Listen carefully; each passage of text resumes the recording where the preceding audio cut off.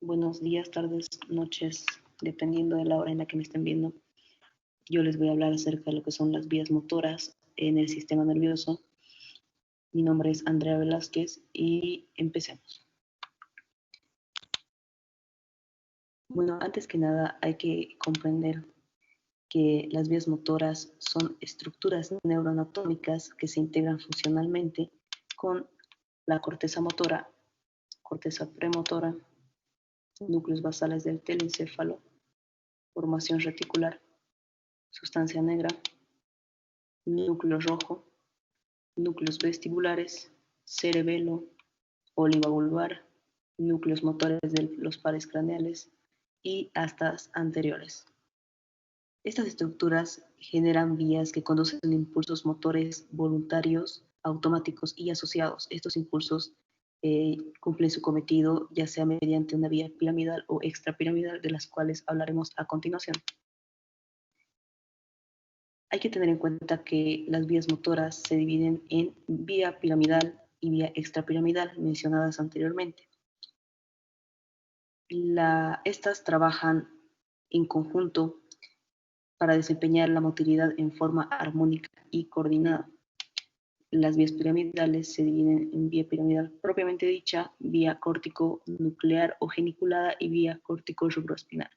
Y las vías extrapiramidales son vía extrapiramidal principal y vía motora indirecta o cerebelosa. Primero vamos a empezar hablando de lo que es la vía motora piramidal propiamente dicha. Esta empieza en lo que es una primera neurona que se encuentra en la corteza motora, situada en las siguientes áreas corticales. En el área 4 de Brodmann o área motora primaria, área 6 o área premotora, sector adyacente a las áreas motoras 3, 1 y 2, o sensitiva, área motora suplementaria motora y otras áreas afines. Bueno, desde su origen cortical, las neuronas motoras descienden por lo que es la corona radiante, ingresan al pie del mesencéfalo, entre el haz parieto-temporo-occipital o haz de Turk y el haz geniculado. Estas siguen su descenso por la porción basilar del puente, donde se dispersan en diversos fascículos por la presencia de los núcleos pontinos y fibras transversales pontocerebelosas. Estos finalmente llegan a la médula oblonga y se agrupan en lo que son las pirámides oblongas, también llamadas pirámides vulvares, lo que le dan el nombre a esta vía, que es la vía piramidal. Cabe recalcar que el número total de fibras piramidales llega aproximadamente a 1 millón en cada pirámide.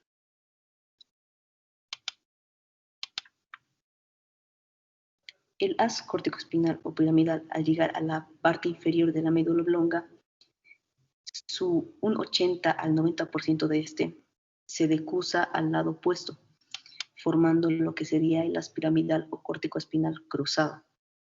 Este se encarga de actuar sobre los músculos del lado izquierdo del cuello, extremidades superiores, inferiores y el tronco.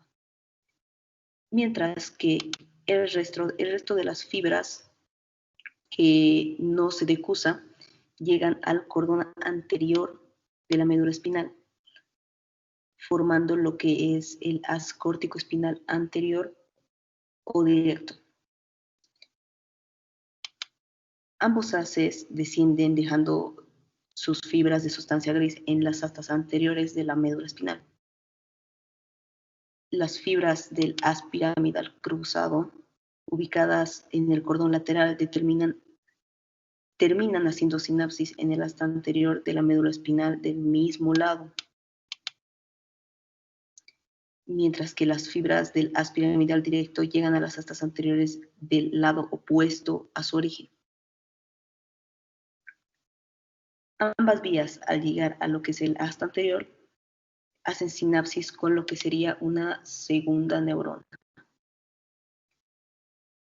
Esta segunda neurona está ubicada en el asta anterior de la médula espinal y corresponde a las motoneuronas alfa. Los axones de las neuronas motoras inferiores forman gran parte de la raíz anterior de los pares raquídeos y se dirigen a su efector, es decir, al músculo esquelético.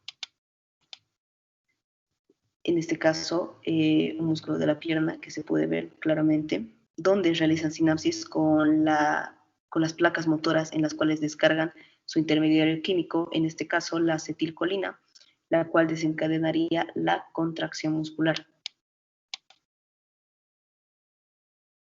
Ahora, hablando un poco de lo que es el significado funcional de esta vía, esta se encarga de controlar las actividades motoras precisas y voluntarias en coordinación con lo que es la vía extrapiramidal. También se encarga de frenar y controlar los impulsos que llegan de las motoneuronas de las astas anteriores. Y también se encarga de poner en marcha la actividad de las neuronas alfa y gamma en el movimiento voluntario. Si es que llegara a haber una lesión en esta vía, esto puede producir lo que es la monoplegia, paraplegia y hemiplegia. La monoplegia es la parálisis de un miembro individual, músculo o grupo muscular. La paraplegia es la parálisis que afecta la función muscular en la parte inferior del cuerpo. Y la hemiplegia es la parálisis que afecta la mitad contralateral del cuerpo. Entre estas, la lesión más común es la hemiplegia capsular, que se manifiesta por el signo de Babinski. ¿En qué consiste este signo? Bueno, este signo consiste en la dorsoflexión del dedo gordo y separación en abanico de los otros dedos del pie. Ahora vamos a hablar de lo que es la vía motora geniculada o corticonuclear. Esta igualmente se origina en lo que es la corteza cerebral, formando así la primera neurona, conectando con los núcleos motores de los pares craneanos del tronco encefálico y haciendo sinapsis con músculos esqueléticos inervados por los pares craneales respectivos. Esta primera neurona está localizada en áreas motoras de la corteza cerebral correspondientes a la cabeza. Los axones de la primera neurona forman lo que es el haz geniculado o corticonuclear, el cual desciende por la corona radiante y después por la rodilla de la cápsula interna, dirigiéndose al pie de los pedúnculos cerebrales del mesencéfalo, situándose inmediatamente por dentro del haz piramidal. En su descenso, este haz deja sus fibras en el mesencéfalo, específicamente en los núcleos del tercer, cuarto par craneal, en el puente en los núcleos del quinto, sexto y séptimo par craneal, en la médula oblonga en los núcleos del noveno, décimo, onceavo y doceavo par craneal. En su descenso, estos pares craneales mencionados son homólogos de las motoneuronas alfa.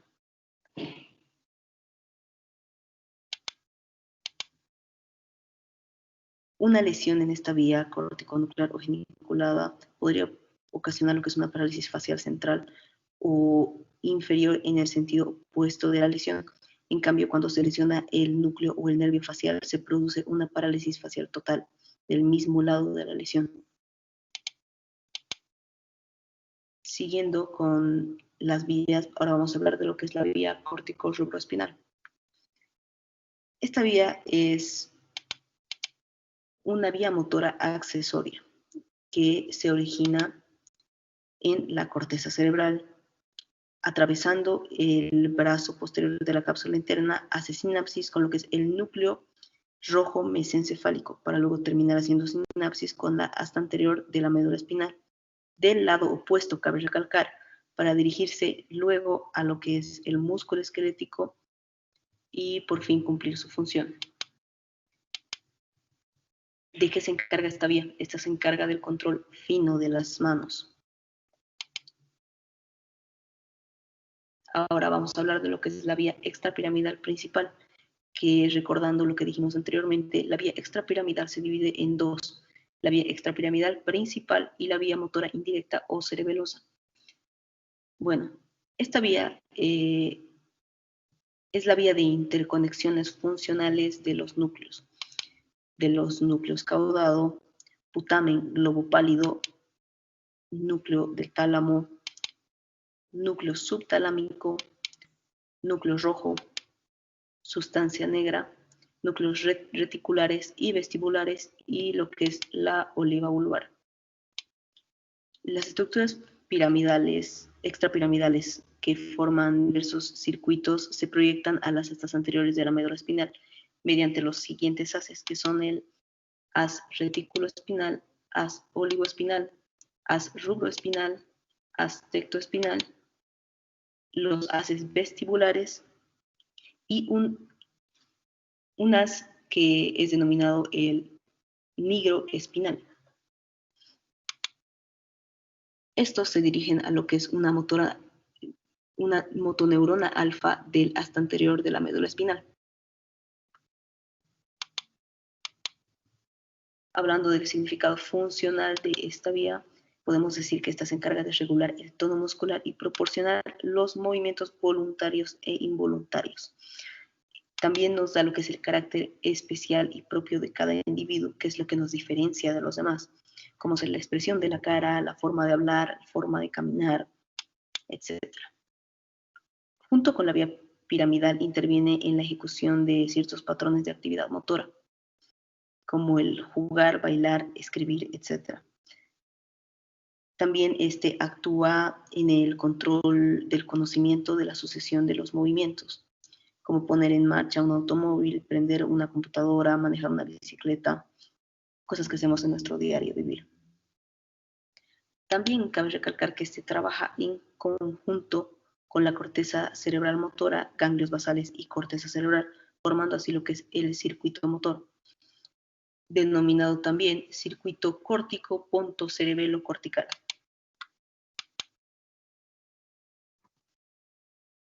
Ahora vamos a hablar de lo que es la vía motora indirecta o cerebelosa. Esta está constituida por el siguiente grupo neuronal, los siguientes grupos neuronales, mejor dicho.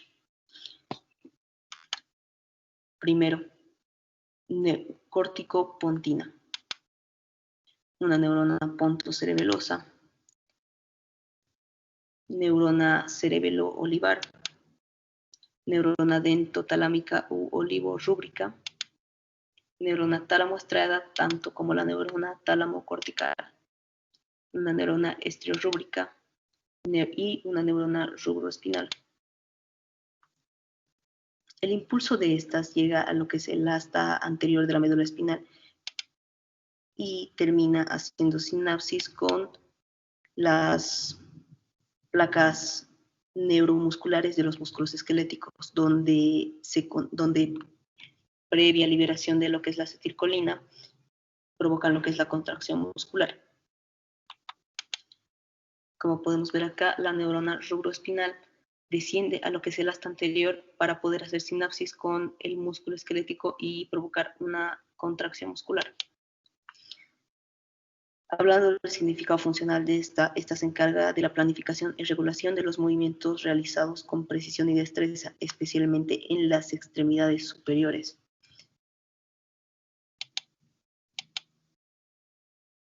Como última parte vamos a hablar un poco de lo que es la síntesis de la secuencia de las vías motoras. Al igual que en las vías sensitivas, es posible esquematizar la secuencia de los elementos que se integran. Primero, en la vía piramidal, la ubicación del cuerpo celular de la primera neurona se encuentra en las áreas motoras corticales, mientras que en la vía extrapiramidal, esta se puede ubicar en la corteza, núcleos grises del cerebelo o núcleos del tronco encefálico. Como segundo paso, decimos que las prolongaciones axónicas de la primera neurona se ponen en contacto con lo que es una segunda neurona, localizada en los núcleos motores de los pares craneanos o en las astas anteriores de la médula espinal. Dependiendo del haz motor piramidal, las vías motoras extrapiramidales presentan también otros circuitos. Y finalmente, los axones de la segunda neurona de las vías piramidal y extrapiramidal salen por los nervios raquídeos o mediante los pares craneanos y logran inervar a los músculos efectores, en este caso músculo esquelético. Gracias por su atención. Espero que les haya servido un montón.